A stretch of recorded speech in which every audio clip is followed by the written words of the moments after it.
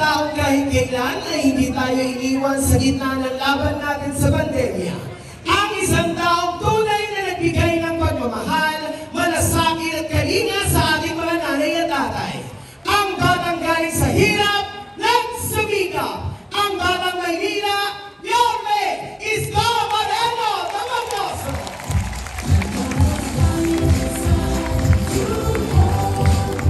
Opo po kayo. Hi! Hello! Gising pa ba kayo? Ay, masarap matulog ngayon. Oh, siesta, nasa aircon. Para lang kayo nanonood ng sine. Kaya lang live show.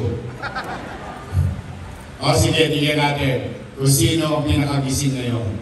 Tingnan natin ha. Doon sa Podly. Sa balcony. Diyan nagdidate eh. Pag gusto mo maka-score sa nobya mo. Sige, kayo na sa taas. Hi! Hello! Malakas. Tingnan natin kung mas malakas ba kayo dito sa baba. Ito yung pag-konti na lang ang pera mo sa pamasahe. Orchestra na lang. Dito sa baba. Hi! Hello! Gising na gising ang mga lolo-lola mo. Sige, taas ang kamay, taas ang kamay. Kinat-kinat. Galaw-galaw. Magandang araw. Good afternoon. Maraming salamat sa inyo at pinamulakan ninyo ang aming panyaya. Bagamat alam ko, marami kayong gawain sa bahay. At binigay niyo ang oras nyo sa amin. Kaya naman, mga nanay ko, mga tatay ko, mga lolo't lola ko, manatag kayo. Hindi namin sasayangin ang araw ninyo. Wala kayong maririnig na mga panira dito. Dahil mabigat ang bilin ko sa Yorme's Choice. Ang sabi ko sa kanila, "Hoy, umayos kayo. Yung utaw, pinuntahan na kayo. Binigyan na kayo ng oras. Huwag nyo nang sayangin. Kung kayo'y tatakbo at first time, sabihin nyo na lang kung ano ang gagawin ninyo. Kung kayo naman ay re-electionista, sabihin nyo na lang kung ano ang ginawa ninyo sa loob ng 3 taon. Pagkayari, hayaan natin ang taong bayan ang humusga. Tama po ba? May masakit na salita ba kayo narinig dito? Alam ko, sumakit ang tenga nyo kay Apple Nieto. Ang halik mo! Namimiss ko! Ang halik mo! Namimiss ko! Bakit iniwan mo ako? Akala mo concert queen? Mahal kita pagkat mahal kita. Iniisip nila ay hindi mahalaga, mahal kita maging sino ka man.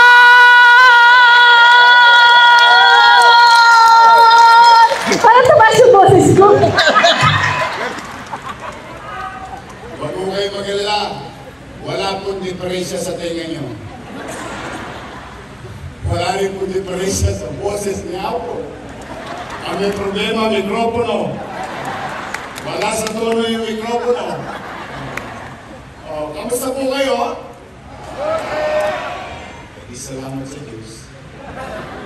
Opo, alam niyo kung minsan sa buhay, marami tayong pinoproblema. Marami tayong hinahangad.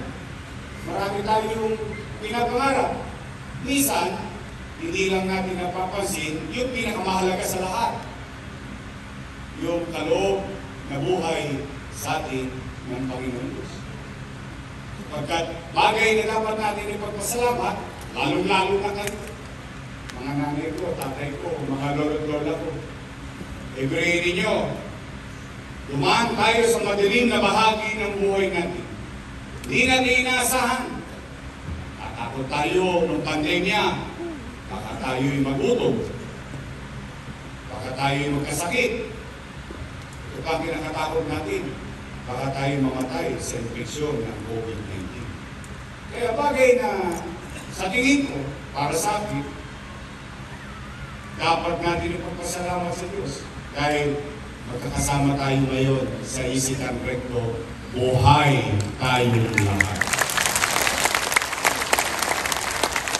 Nakaraos tayo, nakatawid tayo. Katulad ng kasabihan ng mga matatanda, habang buhay, may naman. Nay, tay, ako, malapit na.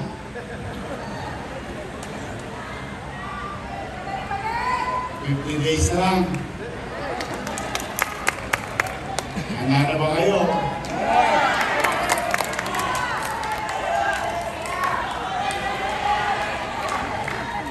Gusto niyo ba tayo bumalik? Kaya awan Diyos. Alam niyo na pero nag-aalala ko dahil itong mga nakaraang buwan, kayo po'y walang narinig sa akin na masakit na salita laban sa kalaban ko. Wala.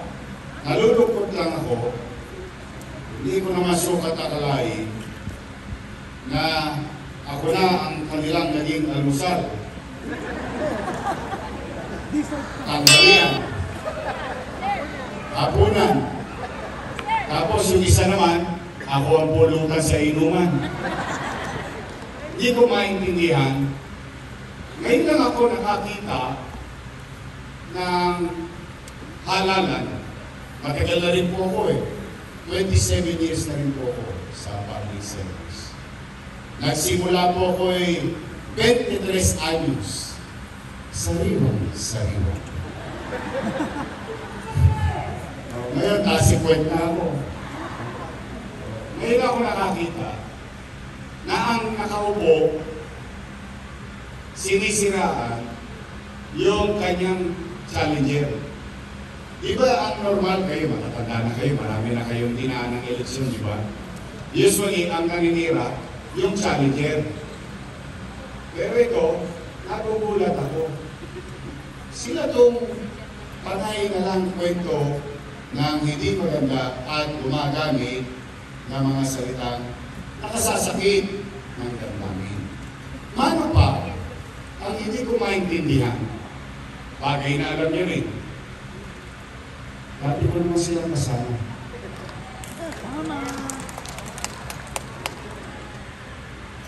Bakit dati, palakpak sila ng palakpak sa akin? Alam niyo, sunod sila ng sunod sa akin. Lahat ang ginawa ko, inaprobahan nila. Hindi ko naman magagawa yun ng mag-isa.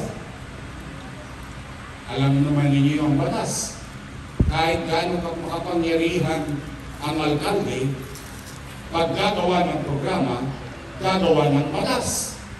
At ang batas, ipapasa sa Konseho ng Maynila na pinamumunuan ng Vice Mayor. Ngayon, nagtataka ko, lahat daw yun ay mali. Mali! Mali! Kung mali pala, bakit kayo umarap? Bakit kayo bumoto?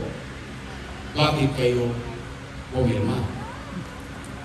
Kaya mga nanay ko, mga tatay ko, nakalulungkot itong halalan nito.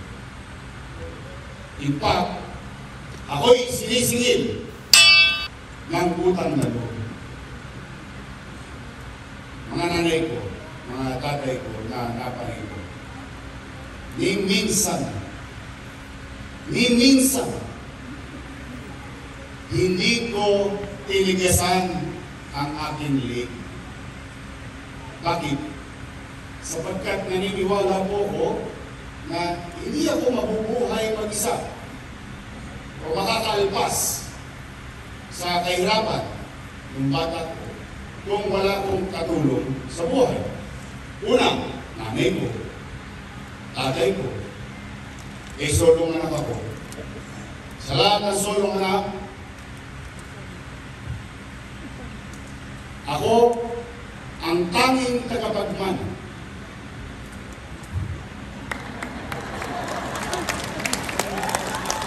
ng malaking lupain sa mundo. Bulubundukin at umuusok pa. At mga kaibigan at kakilala. Kaya naman, bagay na patuloy kong lagi nililimot. Ang sabi nila, kailangan ko daw tanawin ng utang na loob yung ginawa nila sa akin. Kayo po ang musga. Ang sabi ng ate ko, wala daw tayong utang na loob. Ang sabi ni Chihuahua, wala daw tayong utang na loob. Tingnan po natin. At kayo na rin ang musga.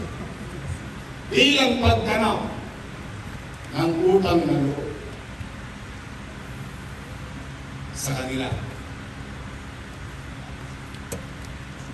Philip Lacuna, nakaupo. Ray Lacuna, nakaupo. Dennis Lacuna, nakaupo. Asawa ni ate, yung nagbibigay ng online schedule sa inyo sa health center. Nakaupo. Si ate, nakaupo. Ang sabi niya, hindi ko alam kung napanood nyo yung interview, wala daw akong naitulong sa kanila. Hayaan ko na lang ang taong bayan ang magsabi kung meron ito. Pero, matanong ko kayo, ilan silang nakaupo? Kayo po ang sumagot.